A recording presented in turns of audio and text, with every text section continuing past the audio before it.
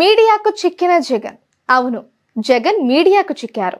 ఆయన ఎప్పుడో 5 ఏళ్ల క్రితం కంటే ముందు మీడియాతో మాట్లాడేవారు. మళ్ళీ ఇన్నాళ్లకు జగన్ మీడియా ముందుకు వస్తున్నారు. అయితే ఇక్కడ కూడా ఆయన తన ప్రసంగాన్ని సుదీర్ఘంగా కానిచ్చేస్తూ మీడియా ప్రశ్నలను దాటుకుంటూ వెళుతున్నారు అన్న విమర్శలు ఉన్నాయి. పల్నాడు జిల్లాలోని వినుకొండలో రషీద్ హత్య జరగడంతో ఆ కుటుంబాన్ని జగన్ పరామర్శించారు. అనంతరం అక్కడే ప్రెస్ మీట్ పెట్టారు. జగన్ చాలాసేపు మాట్లాడుతూ అనేక విషయాలను ప్రస్తావిస్తున్నారు.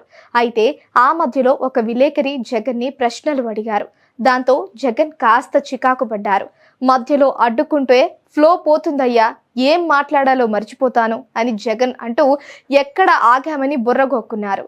ఆ పక్కన ఉన్న మాజీ మంత్రి అంబటి రాంబాబు జగన్ వదిలేసిన సబ్జెక్ట్ ను తిరిగి అందించడంతో కొనసాగించారు. అయితే జగన్ కి మళ్ళీ మీడియా కొత్తగానే ఉంది అని అంటున్నారు. అంతేకాదు, మీడియా వారికి కూడా జగన్ తో కొత్తగానే ఉంది అని అంటున్నారు.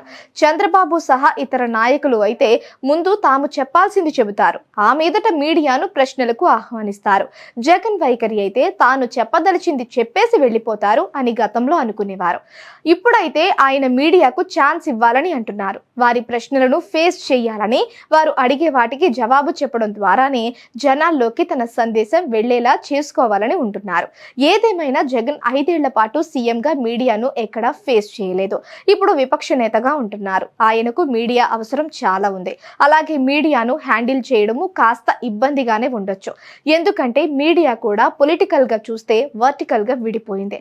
దాంతో పార్టీ సమావేశాలకైతే తమకు నచ్చని మీడియాను నిషేధించవచ్చు. కానీ బయట మీడియాను అడ్రస్ చేసినప్పుడు అందరూ వస్తారు. వారు అడిగే ప్రశ్నలకు జవాబులు చెప్పి తీరాల్సి ఉంటుంది. ఇవన్నీ కొంత ఇరకాటమైన పాలిటిక్స్ లో తప్పదు అని అంటున్నారు.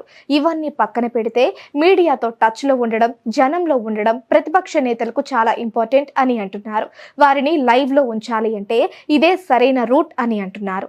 జగన్ మీడియాతో ఇక మీదట ఎలా హ్యాండిల్ చేస్తూ సాగుతారు అన్న ఆసక్తి అయితే ఉంది.